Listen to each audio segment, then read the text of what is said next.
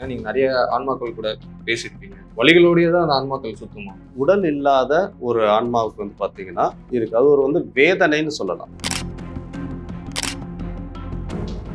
ஒரு ஆத்மாவும் வலி அனுபவிச்சு தான் அந்த ஆத்மா வந்து உடல்ல இருந்து பிரியும் அப்படின்னு சொல்றாங்க. நிம்மதியான தூக்கமே இல்லை அப்படின்னா, அப்போ அந்த இடத்துல வந்து ஒரு ஒரு சஃபரிங் இருக்கு பார்த்தீங்களா? இதே மாதிரி சஃபரிங் தான் வந்து உங்களுக்கு இறந்ததுக்கு அப்புறமும் வரக்கூடியது. குருமார்கள் சொல்ற மாதிரி தியானத்தை பண்ணி அந்த எண்ணங்களை வந்து கழிங்க அப்படின்னு. தொடர்ந்து நம்ம தியானம் பண்ண ஆரம்பிச்சிட்டோம் அப்படின்னா, நம்ம சேர்த்து வச்சிருக்க அந்த பதிவுகள் எல்லாம் கிளியர் ஆக ஆரம்பிக்கும். அதனாலதான் தியானம் பண்ணுன்னு எல்லா யோகிகளும், மகான்களும், குருமார்களும் திரும்ப திரும்ப சொல்லிட்டு போயிருக்காங்க.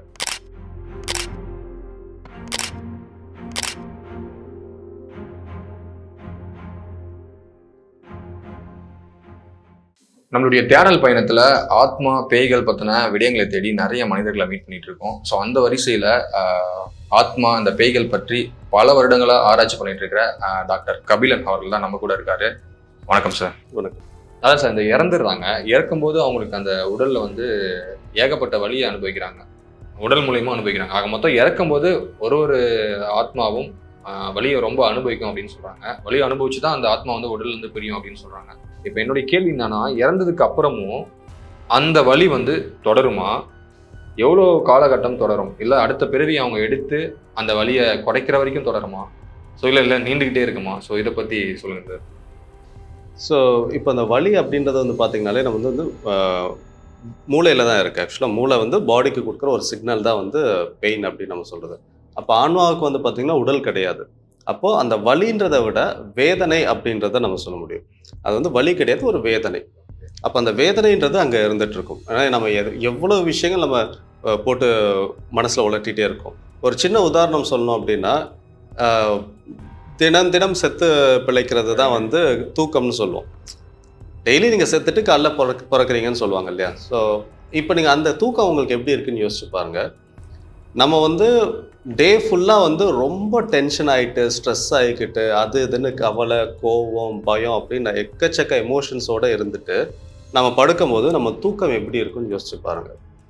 அந்த தூக்கம் வந்து டிஸ்டர்ப்டாக இருக்குது, நிம்மதியான தூக்கமே இல்லை அப்படின்னா, அப்போ அந்த இடத்துல வந்து ஒரு சஃபரிங் இருக்குது பார்த்தீங்களா? இதே மாதிரி சஃபரிங் தான் வந்து உங்களுக்கு இறந்ததுக்கு அப்புறமும் வரக்கூடியது. இறந்ததுக்கு அப்புறம் அவங்களுக்கு ஒரு சஃபரிங்கிறது இருக்கும், வேதனை அப்படின்றது இருக்கும். இப்போ அகெயின் நீங்கள் டே ஃபுல்லாக வந்து மைண்ட் ஹாப்பியாக இருக்குது, பீஸ்ஃபுல்லாக இருக்குது. பிரச்சனை இருக்குது, அது வேறு. பிரச்சனை இல்லாத மனுஷனே கிடையாது. பிரச்சனை இருந்தாலுமே நீங்கள் உங்கள் எமோஷன்ஸை நீங்கள் உங்கள் கண்ட்ரோலில் வச்சுருக்கீங்க, இல்லை உங்கள் எமோஷன்ஸ் வந்து கரெக்டாக நீங்கள் சேனலைஸ் பண்ணி வச்சுருக்கீங்க, மனம் சரியாக இயங்குது, செயல்படுது அப்படின்ற போது, பீஸ்ஃபுல்லாக இருக்கீங்கன்ற போது தூக்கம் உங்களுக்கு எப்படி இருக்கும்? நல்ல ஆழ்ந்த தூக்கம், பீஸ்ஃபுல்லான ஒரு நிம்மதி இருக்கும். இதே தான் நீங்கள் என்டையர் லைஃபுக்கே அப்ளை பண்ணி பாருங்கள். என்டையர் லைஃபே ஒவ்வொரு நாளும் தானே. ஸோ அப்போது உங்களுடைய நாட்களில் நீங்கள் அதிகமான வேதனைகளை சுமக்கிறீங்க, அதிகமான பயத்தையோ இல்லை கவலையோ, இதை விட ரொம்ப கொடுமை வெறுப்பை சுமக்கிறீங்க. வெறுப்பு, கோபம், இதுதான் ரொம்ப மோசமானது. இத்தனை சுமைகளையும் நீங்கள் சுமந்துட்டு இருந்தீங்கன்னா இறந்ததுக்கு அப்புறமா இந்த மொத்த சுமையுமே நீங்கள் சுமக்கிற மாதிரி இருக்கும். இவ்வளோ வருஷங்களான எண்ணெய் பதிவுகள் ஃபுல்லாக அந்த ஒரு பாரம் மாதிரி அது. நம்ம எப்போ இறப்போன்னு தெரியாது. ஏன் இவ்வளோ கேரி ஓவர் பண்ணிகிட்டே போகிறீங்க? விஷயம் தான். நம்ம இன்னைக்கு ஒர்க்கை நம்ம இன்னைக்கு முடிச்சிட்டோம்னா நம்ம அடுத்த நாளைக்கு வந்து அடுத்து ஃப்ரெஷ்ஷாக தான் ஸ்டார்ட் பண்ணுவோம். 10 நாள் ஒர்க்கை நம்ம சேர்த்து வச்சு நம்ம ஒரு நாள் பண்ணும்போது எவ்வளோ கஷ்டமாக இருக்குது. அப்போது ஒரு என்டையர் லைஃப்பில் நீங்கள் சேர்த்து வச்சுருந்த மனப்பதிவுகளை நீங்கள் தாங்கணுன்ற போது எப்படி இருக்கும்? அதுதான் வேதனை. அதுதான் வந்து அந்த இதை கழிக்கிற வரைக்கும் நீங்கள் அதை அனுபவிச்சு தான் ஆகணும். இதை கழிக்கிறதுக்கு தான் வந்து குருமார்கள் சொல்ற மாதிரி தியானத்தை பண்ணி அந்த எண்ணங்களை வந்து கழிங்க அப்படின்றது. அதான் அந்த கர்ம வினைகள்லாம் அந்த எண்ணங்கள் தானே, அந்த எண்ணங்களை கழிங்கன்றது. அது பண்ணுறது தான். இப்போ நம்ம தொடர்ந்து நம்ம தியானம் பண்ண ஆரம்பிச்சிட்டோம் அப்படின்னா நம்ம சேர்த்து வச்சிருக்க அந்த பதிவுகள் எல்லாம் கிளியர் ஆக ஆரம்பிக்கும். ஆட்டோமேட்டிக்காக கிளியர் ஆகும். ஆமாம். ஏன்னா அந்த தியானம் பண்ணுறதே வந்து அந்த பதிவுகளை அழிச்சிடும். அப்போ அந்த அழிச்சிருச்சு அப்படின்னா நீங்கள் வந்து உங்களுடைய இறப்புக்கு அப்புறமா இவ்வளோ பாரத்தை தூக்க வேண்டிய அவசியம் இருக்காது, வேதனை இருக்காது. அதனால தான் தியானம் பண்ணுன்னு எல்லா யோகிகளும், மகான்களும், குருமார்களும் திரும்ப சொல்லிட்டு போயிருக்காங்க. இது ஒன்று தான் மனிதனுக்கான அல்டிமேட் சொல்யூஷன்றதை கொடுத்துட்டு போயிட்டாங்க. இதை நம்ம சரியாக பண்ணும் பொழுது நம்மளுடைய அடுத்த லைஃப் ஆஃப்டர் டெத்தும் நல்லா இருக்கும், லைஃப் பிஃபோர் டெத்தும் நல்லா இருக்கும். இப்போ இருக்கிற வாழ்க்கையை நம்ம நிம்மதியாக வாழ முடியும், சந்தோஷமாக இருக்க முடியும். இறந்ததுக்கு அப்புறமும் ஒரு பீஸ்ஃபுல்லா இருக்கும். இந்த வேதனைன்றது இருக்காது.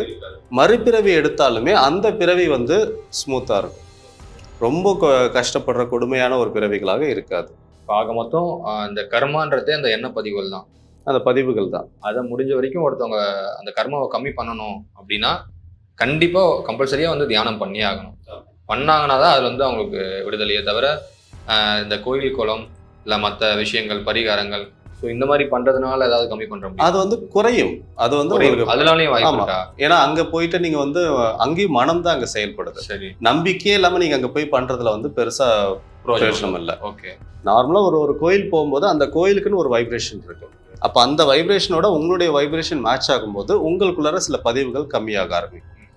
ஆனா அதை நீங்க முழுசா பயன்படுத்திக்கணும்னா நீங்க அங்க போய் மனம் ஒருநிலைப்பட்டு அங்க உட்காரணும். இப்ப நான் மலையில நனையணும்னு ஆசைப்படுறேன்னா நான் மலையில போய் நனையணுமே தவிர ரெயின் கோட் போட்டு கொடையை பிடிச்சிட்டு நான் மலையில நின்னா அது பிரயோஜனம் இல்லை. கொஞ்சம் மழை தண்ணி தான் படுமே தவிர நான் நனையணும்னு ஆசைப்பட்டேன்னா ரெயின் கோட் இல்லாம போய் நிக்கணும். நீங்க அங்க கோயிலுக்கு போய் அதோடைய பலன்களை அனுபவிக்கணும்னா அப்ப அங்க போய் நின்றுட்டு அங்க போய் இருக்கிற பிரச்சனை எல்லாத்தையுமே யோசிச்சுட்டு ஊர் வம்ப பேசிட்டு அப்படி இருந்தீங்கன்னா அங்க பிரயோஜனம் இல்லை. அங்க போய் மனசை ஒருநிலைப்படுத்தி அங்க இருக்கிற தெய்வத்து மேல நீங்க ஃபோக்கஸ் பண்ணலாம்.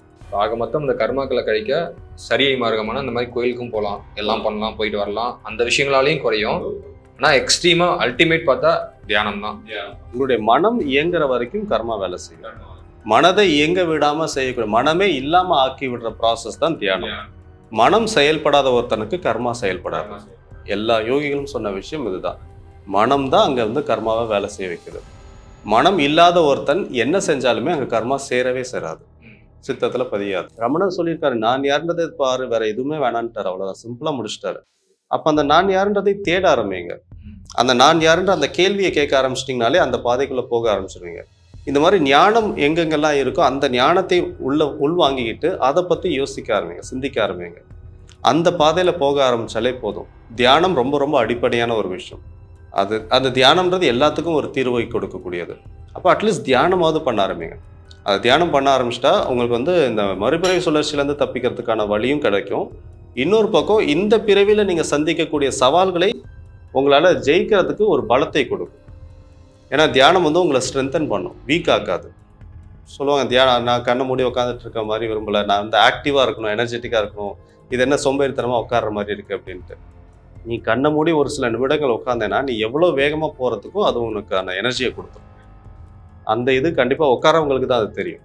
ஸோ இது வந்து சோம்பேறித்தனமான ஒரு பயிற்சி கிடையாது, உங்களை சோம்பேறி ஆக்கிற பயிற்சி கிடையாது, உங்களை பலப்படுத்தக்கூடிய ஒரு பயிற்சி. உங்களுக்கு என்ன, இப்போ நீங்கள் தியானம் பண்ணிட்டே நீங்கள் நிறைய பணம் சம்பாதிக்கலாம், எனக்கு பணம் நிறைய சம்பாதிக்கணும் அப்படின்ற ஒரு இன்டென்ஷன் இருந்தால் தியானம் பண்ணிட்டே நீங்கள் நிறைய சம்பாதிக்க முடியும்.